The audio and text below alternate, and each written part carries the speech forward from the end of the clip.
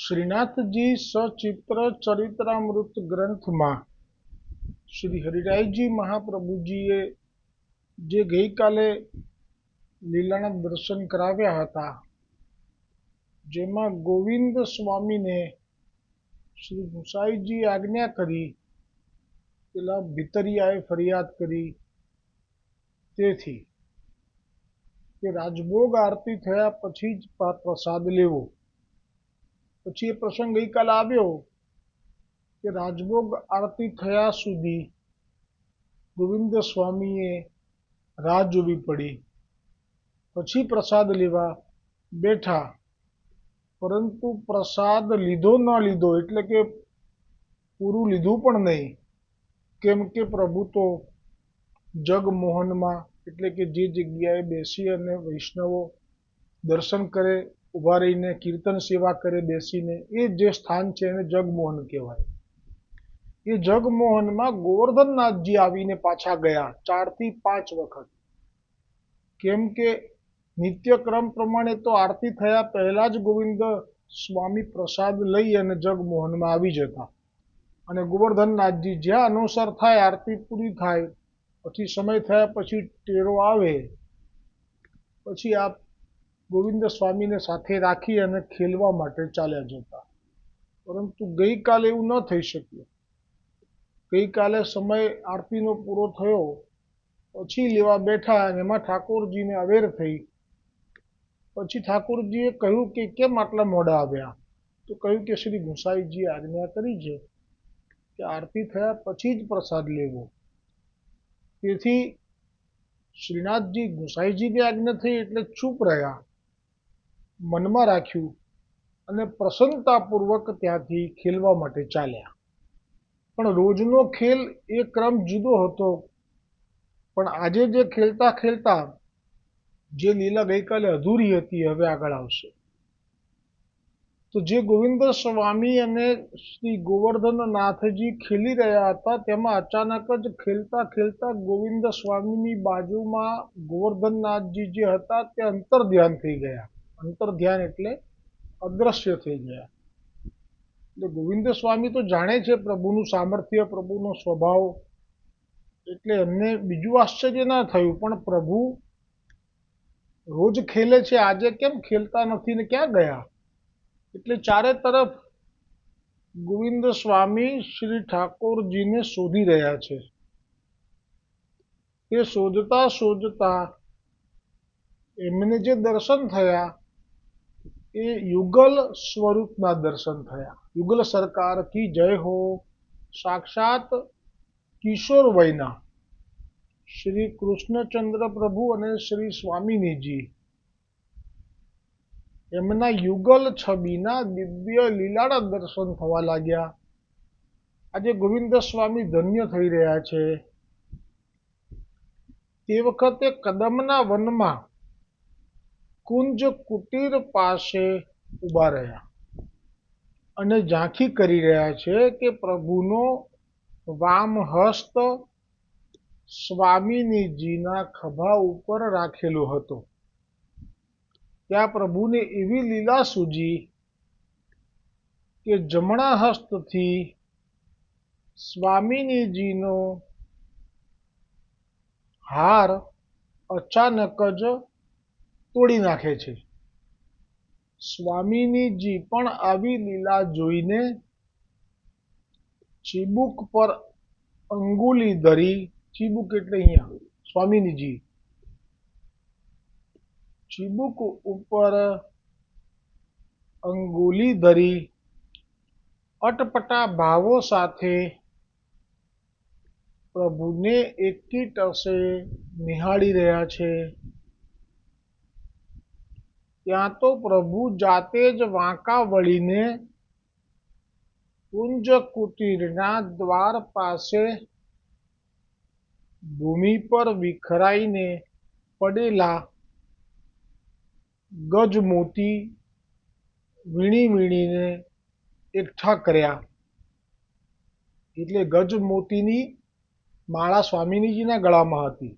તે વખતે જે દર્શન થયા ગોવિંદ દાસને કે ગોવિંદ સ્વામીને, એવા થયા કે એક આપનો જે ડાબો હસ્ત છે ઠાકોરજીનો એ સ્વામિનીજીના કંધા ઉપર છે.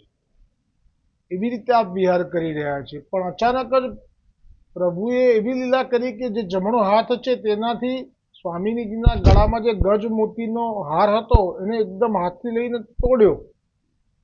સ્વામિનીજી તો હંમેશા પ્રભુના સુખે સુખી, દુઃખે દુઃખી, એટલે આપને ક્રોધ કેવી રીતે આવે? એટલે આપે વિચાર્યું કે કેમ તોડ્યો હશે હાર?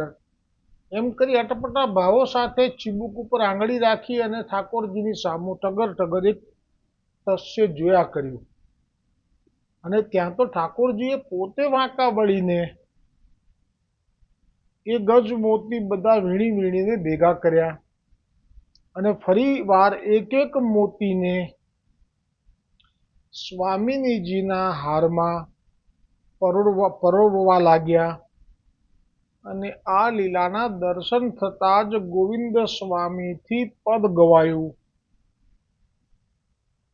કદમ વન વિથિત કર વિહાર, અતિ રસ ભરે મદન મોહન પિય, તોરિયો પ્રિય ઉરહાર.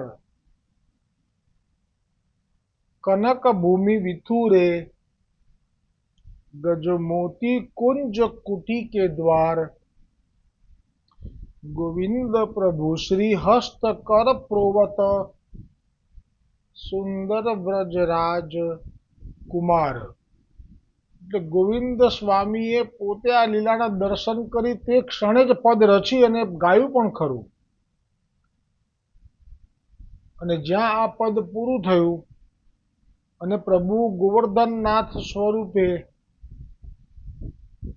એટલે કે તે લીલાના સ્વરૂપો બંને અંતર ધ્યાન થઈ ગયા. પછી આગળની લીલા ના થઈ, એ જે વીણી રહ્યા છે, પરોવી રહ્યા છે એટલી લીલા થઈ.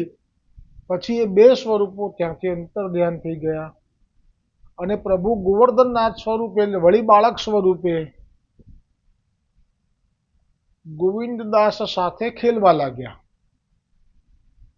જ્યાં ઉત્થાપનનો સમય થયો તે વખતે રોજનો ક્રમ જ છે, રાજભોગ થાય, અનુસર થાય એટલે ગોવિંદ સ્વામી સાથે જવાનું અને પાછા ઉત્થાપનનો સમય થાય, શંખનાદ થાય એ પહેલા આવી જવાનું. પણ શંખનાદનો ક્રમ હજી શરૂ થયો નથી. એ વખતે તો ગુસાઈજી આપ સીધા મંદિરમાં પધારતા, સમય જે નક્કી કરેલો છે તે મુજબ.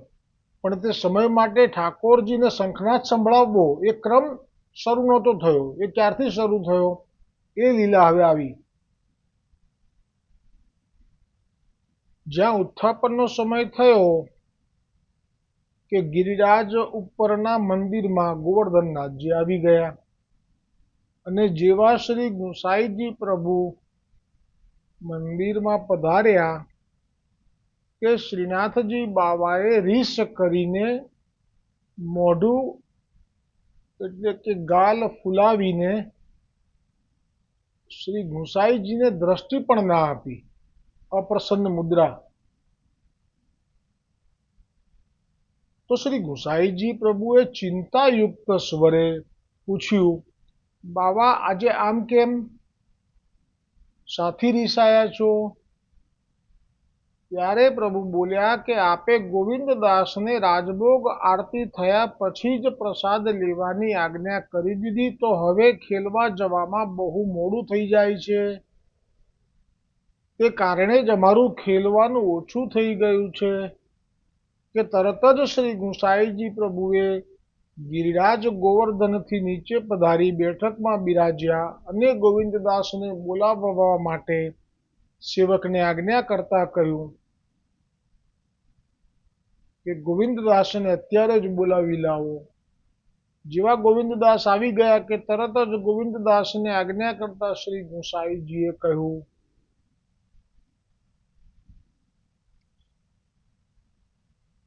ફરીથી આજ્ઞા કરતા કહ્યું કે હવે તમારે રાજભોગ આરતી પહેલા જ પ્રસાદ લેવાનો છે. એટલું કહી સૌ સેવકોની વચ્ચે ફક્ત ગોવિંદ સ્વામી સામે સૂચક સ્મિત આપ્યું. એટલે આ વાત જેમ ગોવિંદ સ્વામીએ પણ ચોખવટ નહોતી કરી કે શા માટે આપ આરોગતા હતા વહેલો પ્રસાદ, એવી રીતે અત્યારે પણ ગુસાઈજીએ આજ્ઞા તો કરી, પણ આ આજ્ઞા શા માટે કરી, શું લીલા થઈ, જે ઠાકોરજી રીસાયા વગેરે, એ કંઈ ચોખવટ નહીં, પણ સૂચક સ્મિત કર્યું. ઠાકોરજીની આ લીલાથી ગોવિંદ સ્વામીની સામે થોડું હસ્યા, અને ગોવિંદ સ્વામી પણ સમજી ગયા, અને એ પણ હસું હસું થઈ રહ્યા. આ પ્રસંગ પછી આગળ એક લીલા જે થઈ, એમાં અમે કહ્યું શંખનાદ જે શરૂ થયો ઉત્થાપન સમયે, આજે પણ ગોવર્ધનનાથજીના નાથ દ્વારામાં અને મુખ્ય રાજસેવા બિરાજે છે હવેલીઓમાં વલ્લભકુલ બાલકના માથે. આજે પણ આ પ્રથા છે કે ઉત્થાપનના સમયે શંખનાદ થાય છે. તો એ ક્યારે શરૂ થયો, એ લીલા હવે આવી. એક વખત શ્રીનાથજી બાવા ગોવિંદદાસ અન્ય સખાઓ સાથે શ્યામ ઢાક પાસે ખેલી રહેલા, ત્યારે પ્રભુ ખાખરાના વૃક્ષ ઉપર ચડી ગયા અને મોરલી વગાડતા ગ્વાલો સખાઓ ડોલવા લાગ્યા. ગોવિંદદાસ કીર્તન ગાઈ રહેલા, ગાયો આસપાસ ચારો ચરી રહેલી, અને ત્યાં જ ઉત્થાપનનો સમય થઈ ગયો. ઉત્થાપનનો સમય થયો એવું આપને સમજાયું ક્યારે, તો કે જ્યારે વૃક્ષ ઉપર બેઠા હતા અને નાદ કરી રહ્યા હતા, ત્યારે એકદમ જ થયું કે અરે રે, હમણાં ગુસાઈજી કાકાશ્રી એકદમ દરવાજો ખોલશે અને અમે તો અહીંયા છીએ.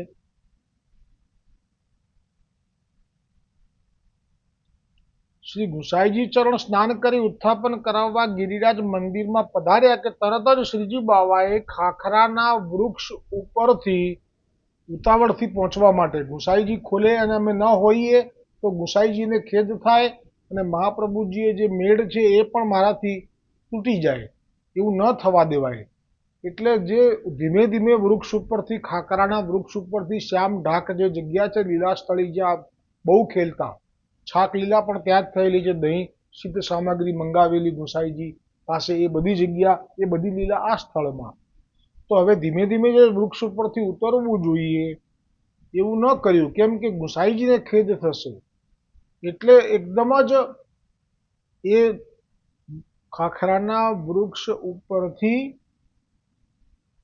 નીચે ઠેકડો જ મારી દીધો. અને તે વખતે શ્રીજી બાવાની જે બંડી હોય, એની જે કસ હોય બાંધવાની, નાડી દોરી કહેવાય, એ ડાળીમાં ફસાતા, કારણ કે કૂદકો અચાનક મારવા ગયા એટલે ફસાઈ ગઈ ડાળીમાં એ કસ, એટલે વસ્ત્ર જ ફાટી ગયું પ્રભુનું જે અંગીકાર કરેલું એ, અને તેનો ટુકડો એ ડાળી ઉપર લટકી અને ઝૂલી રહેલો. હવે આ તરફ ઉત્થાપન માટે જેવા શ્રી ગુસાઈજીએ જે કમાડ ખોલ્યા, એટલે કે આપનો જે સેવાનો ક્રમ અને જે આપે ગોવર્ધનનાથજી ઉપર અપરસમાં ગર્ભગૃહ મંદિરના દરવાજા જેવા આપે શ્રી ગુસાઈજીએ ખોલ્યા, અને નિત્ય ક્રમ પ્રમાણે ઉત્થાપનની સેવામાં સર્વપ્રથમ આપ જમના જળથી જે કુંજો હોય તે ભરી રહેલા, શ્રીનાથજી બાવાના જારીજી આપ ભરી રહેલા. તે જ વખતે અચાનક આપની દ્રષ્ટિ ગોવર્ધનનાથજીના શ્રીઅંગ ઉપર બિરાજેલા વસ્ત્રમાં ગઈ, કેમ કે તે વસ્ત્ર તો ફાટેલું છે અને બંડીની કસ જે હતી એ તો તૂટી ગયેલી છે, એ તો દેખાય જ નહીં. તેથી જ્યારે મંદિરની નીચે ઉતરી અને બેઠકમાં બિરાજ્યા, પણ કોણે અપરાધ કર્યો કે આમ થયું, કેમ કે આપ ગુસાઈજીનું તો સર્વસ્વ છે ગોવર્ધનનાથજી, તો કયા સેવકે એવી કેવું કયું કૃત્ય કર્યું, આવો વિચાર આવ્યો કે કયા સેવકે કઈ ભૂલ કરી કે એમના વસ્ત્રને આવી રીતે ફાટવાનું થયું. આવો વિચાર કરી અને એ ખેદ કરી રહ્યા હતા. ત્યાં ગોવિંદદાસ આવ્યા અને શ્રી ગુસાઈજીને ઉદાસ જોયા કે વિનંતી કરી. એટલે કે ગોવિંદદાસને શ્રી ગુસાઈજીને ઉદાસ જોઈને ગોવિંદદાસને પણ ના રહેવાયું કે કેમ કૃપાનાથ આજે આપ આવા અનમના છો, ઉદાસ દેખાવ છો. એમનો એવો સંબંધ હતો કે વાત કરી શકે, બીજા કોઈ આવી રીતે ના પૂછી શકે.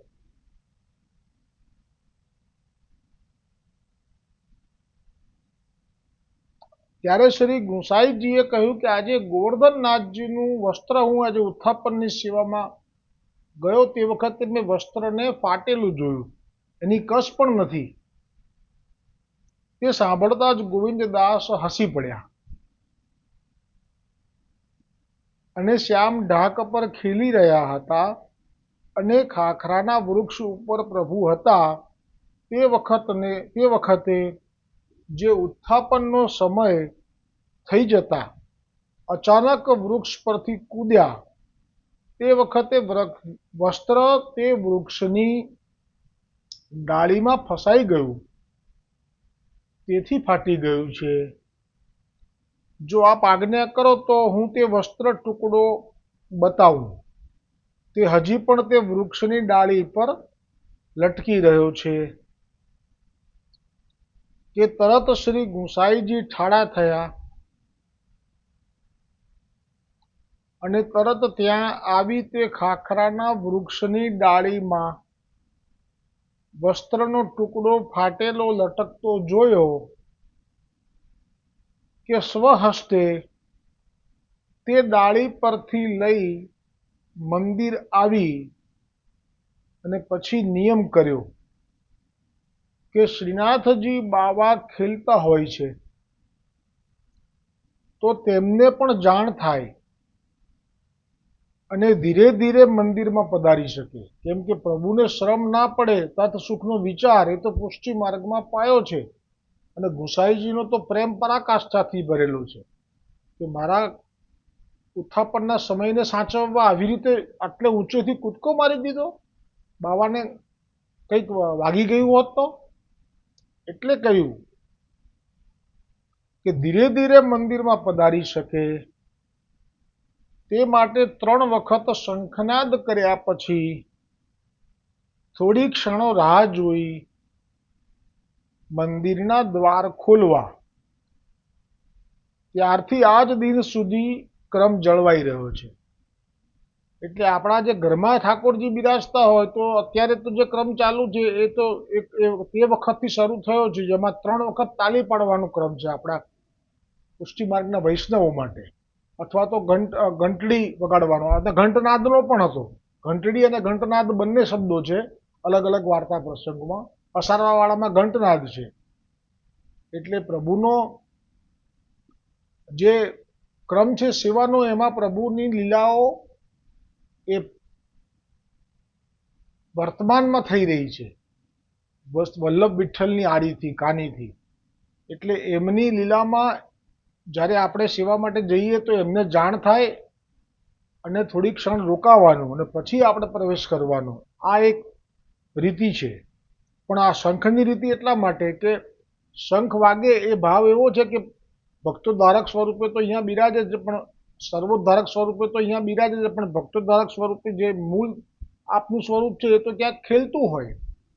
તો એ વખતે શંખનાદ થાય એટલે ધીરે ધીરે શંખનાદનો અર્થ અમુક મિનિટ પહેલા, એટલે એટલો સમય મળી જાય એટલે આપ આરામથી નીચે ઉતરી શકે અને આપ મંદિરમાં બિરાજી શકે. શ્રી હરિરાયજી મહાપ્રભુજીની અસીમ કૃપાથી શ્રી ગોવર્ધનનાથજીની અંતરંગ લીલાનો લાભ સહજ સુલભ થઈ શક્યો છે.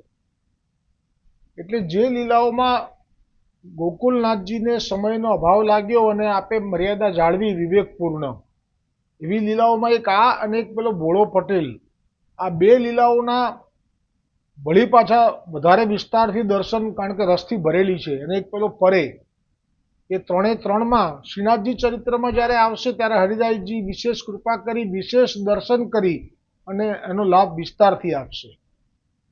એટલો લાભ મળ્યો હરિરાયજીથી. કેમ કે ગોકુલનાથજીએ માપ સમય પ્રમાણેની લીલાઓ વર્ણન કરેલી છે.